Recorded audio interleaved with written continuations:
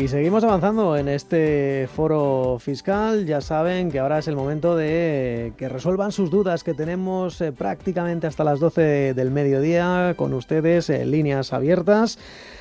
Con Jesús Ruiz Ballesteros, de Ruiz Ballesteros, abogados y asesores fiscales. ¿Qué tal, Jesús? Buenos días.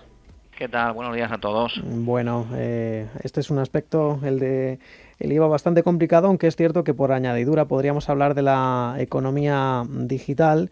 Recientemente la OCDE ha aplazado la negociación sobre la fiscalidad digital hasta mediados de 2021, es decir, la famosa tasa Google. Están hablando de proliferación de tributos unilaterales si no hay acuerdo global. Yo te pediría, Jesús, valoración de este aspecto y, bueno, pues que conversaciones estancadas y cuál sería, bueno, pues tu modelo ideal de esta tasa Google o la GAFA, Sí, como le llaman en Francia, si crees que debería ser, bueno, pues al unísono o que cada país vaya por su cuenta. bueno, yo creo que lo que es IVA, la parte de IVA que ya es un impuesto armonizado a nivel de la Unión Europea, sí que deberían ir al unísono, deberían tratarlo de forma unánime porque, entre otras cosas, porque cualquier país y cualquier empresa con estos tamaños puede poner una oficina en cualquier país y por tanto distribuir o llevar parte de sus ingresos y sus beneficios a ese país, con lo cual se debería armonizar para evitar que luego se vayan eligiendo países ad hoc, ¿no? El que me haga falta, allí me voy, porque con alquilar una oficina y poner a 2 personas contratadas, que les sale barato a algunas de estas empresas, pues se sitúan donde quieren, ¿no?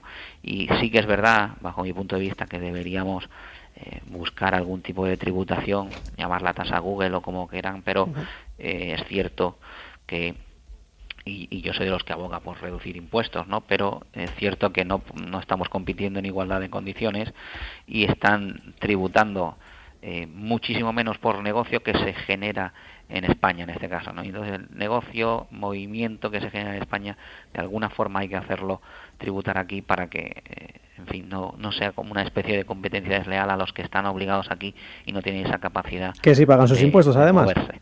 Efectivamente, efectivamente.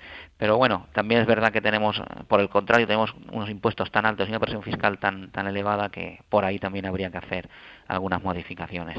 Pero sí que está por otro lado lo que es la discusión política, y la entiendo, que en este caso Estados Unidos, Donald Trump, oye, te impone alguna otra tasa. Si tú me impones tasas a mis grandes empresas, yo te impongo tasas a tus sectores automovilístico o al que corresponda, y hacen la presión suficiente, como que es lo que han hecho, y han retrasado así los cobros o por lo menos la aplicación de esa tasa Google, que eso es una de las razones por las que la han retrasado.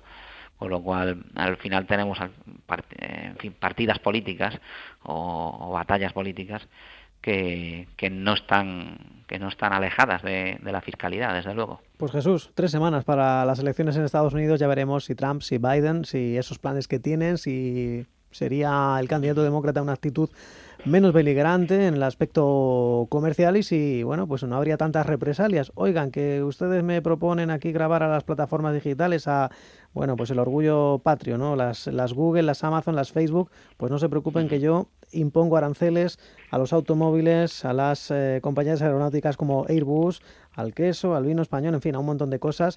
En fin, todavía, en fin, esto siempre va cambiando, van surgiendo nuevas actividades, nuevos negocios y hay que Sí. grabarlos, aunque es cierto que tampoco se nos tiene que ir la mano. Vamos a dar paso a los oyentes, seguro que son consultas algo más mundanas, más normales. Vamos a Tenemos ver. una nota de voz, adelante.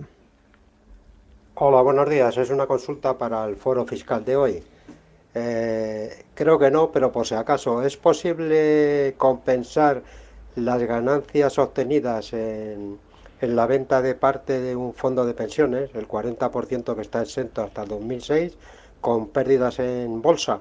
Gracias. Ujú. Bien. Va- Vamos a ver, buena pregunta.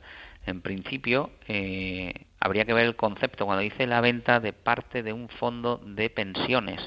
Es que no sé si se refiere a un plan de pensiones Mm, que haya formalizado años anteriores y demás mientras trabajaba, o un fondo de inversión como fondo de pensiones, pero fondo de inversión al fin y al cabo.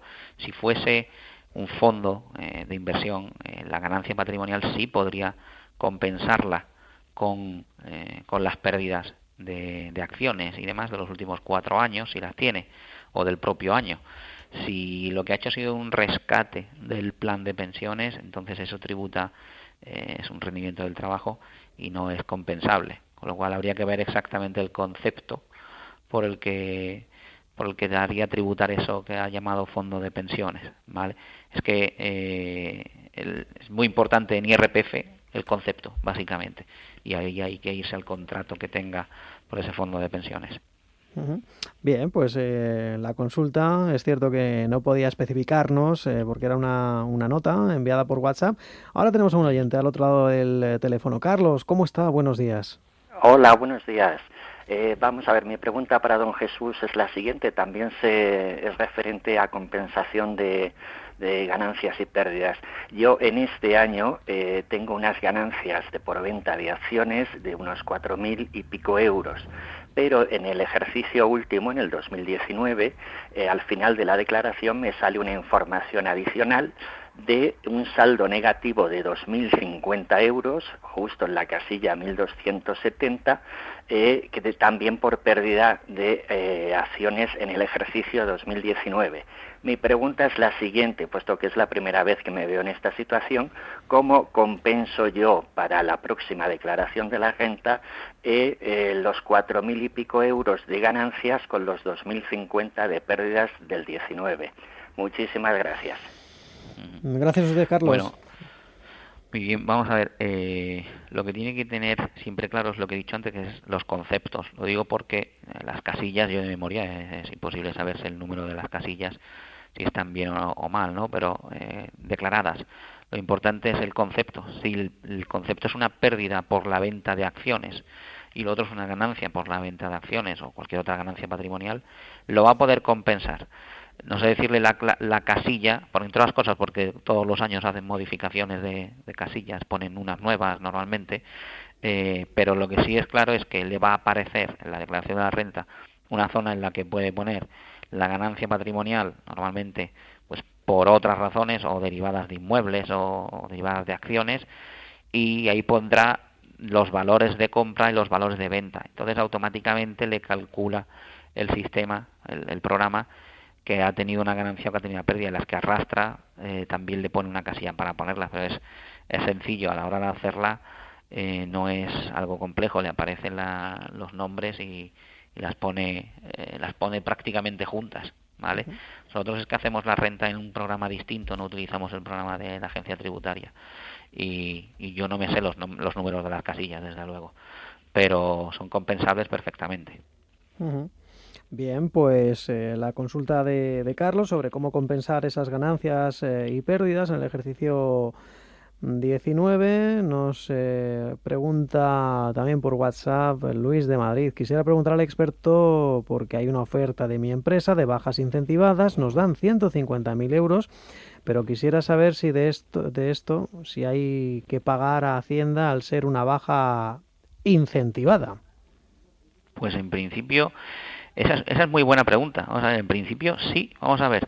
Habría que pagar, habría que ver de nuevo ese concepto, pero normalmente va a ser un rendimiento del trabajo, con lo cual ese año se le puede ir al 45% perfectamente con esos 150.000 euros de IRPF. Me explico, para que esté exentos, que tenemos exentos ahí 180.000 euros por despidos, tendría que ser un despido en el que esté reconocido judicialmente, haya un acuerdo después, por lo menos una demanda en el CEMAC, y que se acuerde y haya un documento judicial que diga que efectivamente eso era un despido. Improcedente. ¿Vale? Si no, eso ya se pronunciaron los tribunales. Si no, Hacienda estaba interpretando que eso es un rendimiento del trabajo y no estaría exento. Con lo cual hay mucho cuidado, porque esas bajas efectivamente, hombre, lo que pasa que luego quizás se argumenten, y me imagino que lo harán así porque son grandes empresas las que lo hacen, es argumentar que es un premio o algo así o similar por los años trabajados y más. Con lo cual, ¿qué se consigue? Al menos se consigue una reducción del 30%, porque son cantidades generadas rendimientos generados en más de 2 años. Entonces, hacer rendimientos del trabajo generados en más de 2 años, es decir, oye usted, lo despedimos porque lleva 20 años en la empresa, o lo despedimos, pero es con un premio de 150.000 euros por llevar más de X años. Eso lo tienen que estandarizar, ¿no? Y dice, oye, al que lleve más de 10 años le vamos a dar un premio y tal. Y ese premio son 150.000 euros, por ejemplo, en ese caso. Bueno, pues ahí eso si pueden estandarizarlo en la empresa, hacer, digamos, un acta de la Junta de Socios que lo indique, después va a poder aplicar en renta una reducción del 30%. Pero sí tributaría por el resto. Por cierto, también nos escribía este oyente, la pregunta es si también sería el mismo tratamiento con las excedencias, porque también nos dice que otra opción que les dan en la empresa son excedencias incentivadas de 5 años, en las que les dan 50.000 euros. De esos 50.000 dice hay que pagar a Hacienda, eso es lo que pregunta. También dice que en la reincorporación nos hacen devolver la mitad. ¿Cómo se trataría esto? Les hacen devolver la mitad. Sí, yo es algo que no me ha quedado muy claro, la verdad. Me imagino que si no vuelven, se quedan todo. Pero si vuelven tienen que devolver la mitad. Es curioso. En principio, a priori, tendríamos que ir a lo que ocurre en el momento. Es decir, hoy me abonan un extra de 50.000 euros. Bien, pues hoy tributo por esta cantidad. Si han hecho un plan para que sea algo estandarizado en toda la empresa y una especie de premio, podríamos, es decir, un rendimiento generado en más de 2 años, podríamos aplicar en la renta una reducción del 30%, y si luego hay una devolución, habrá una pérdida que declarar, al menos. Ese sería a estudiar, porque habría que ver en concepto de que, o si tendríamos que modificar la renta del año anterior en la que lo declararan. Pero vamos, en principio lo ideal sería poder aplicar al menos el 30% de reducción. Bien, pues esas consultas que también preocupan a muchos trabajadores. Tendrán que hablarlo con la empresa, por supuesto. A muchos trabajadores. El ámbito laboral, que también es, en fin, resuelve muchas dudas este espacio con Jesús Ruiz Ballesteros. 915331851. También pueden hacer como nuestro anterior oyente, escribirnos o mandarnos una nota de voz al 609-224-716. Tenemos más protagonistas. Ingrid, ¿qué tal? Buenos días. Hola, buenos días. ¿Qué tal? Díganos, bien. Escuchándoos estoy, venía. Mire, yo quería hacerles una consulta sobre un tema de una plusvalía. Mi madre nos va a donar una vivienda a los hijos. Ella, al ser mayor de 65 años y ser su vivienda habitual, nos han dicho que está exenta. Pero los hijos tenemos que tributar la plusvalía. Y la vivienda está en Madrid y tiene más de 60 años. Y queríamos saber cómo poder abordar la situación. Bien. El tratamiento fiscal para los hijos y para mi madre. Estamos completamente perdidos, entonces no sabemos. Nada, no se preocupe, Ingrid, que seguro que lo resolvemos. Muchas gracias por su llamada. Venga, fenomenal, gracias. Vamos a ver, en principio es una donación y efectivamente la transmisión para la madre de su vivienda habitual con más de 65 años está exenta en el IRPF para la madre, ¿vale? Lo que sí que abonaría ya sería la plusvalía municipal, ¿vale? Plusvalía municipal al ayuntamiento correspondiente donde esté el inmueble, por un lado, y luego para los hijos, en principio, ya habría que ver las deducciones por comunidad autónoma, en este caso en Madrid. Hablo de memoria, juraría que esta está, porque esta no las trato yo normalmente, pero esta creo que tiene una reducción del 99%. Al recibirla a los hijos, ¿vale? De los padres, es decir, siempre que sean descendientes directos, y por tanto tendrían que tributar solo por creo que es por ese 1%, no sé si le dejan en Madrid exento el 100%, pero me parece que es el 99%, habría que verlo, y ahí únicamente lo que le diría es que el valor que le den pues sea el valor de mercado, que eso es importante, y no tiene más, pasan a ser titulares, tienen que inscribirlo en el registro de la propiedad al cambio, es decir, hacer escritura de esa donación, escritura ante notario, inscripción en el registro de la propiedad y liquidación de ese impuesto de donaciones. Ya le digo, con las deducciones aplicables, creo que en Madrid, si no es el 99 es el 100 y queda prácticamente exento. Ajá. Bien, pues seguimos con alguna consulta más. Recordemos, nos dice también un oyente, buenos días, ¿cómo funciona el pago de impuestos en la venta de un inmueble adquirido en 1993? Muchas gracias, es Ramón desde Madrid. Bueno, pues funciona como cualquier otro, únicamente que justo en el 94 hicieron una modificación, ahí tiene una pequeña deducción de ese año que viene, a ver, es difícil calcular, pero tiene como hay un régimen transitorio en la normativa de IRPF que puede aplicar un año de una deducción, pero hay que calcularlo hasta el 20 de enero de 2006, que es cuando se volvió a modificar esa normativa, pero básicamente tributa como cualquier otra ganancia patrimonial entre el 19 y el 23%, el 19 por los primeros 6.000 euros, el 21 de 6.000 a 50.000 y el 23% por el exceso de 50.000, como ganancia patrimonial, aplicando esa deducción de ese año por ser anterior al 94 y calculado del 94 al 2006, prorrateado básicamente, pero esos son cálculos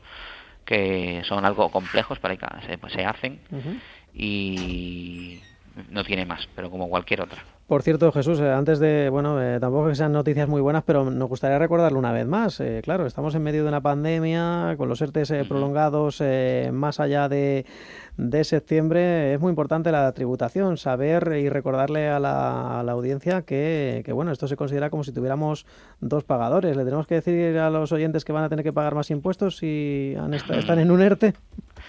Sí que es verdad que efectivamente van a tener que pagarlos aquellos que por ejemplo, no tuviesen obligación de hacer declaración y no le estuviesen reteniendo porque no llegasen a 22.000 euros, pues probablemente ahora tengan que pagar porque un pagador es su empresa y el otro pagador ahora va a ser el Estado.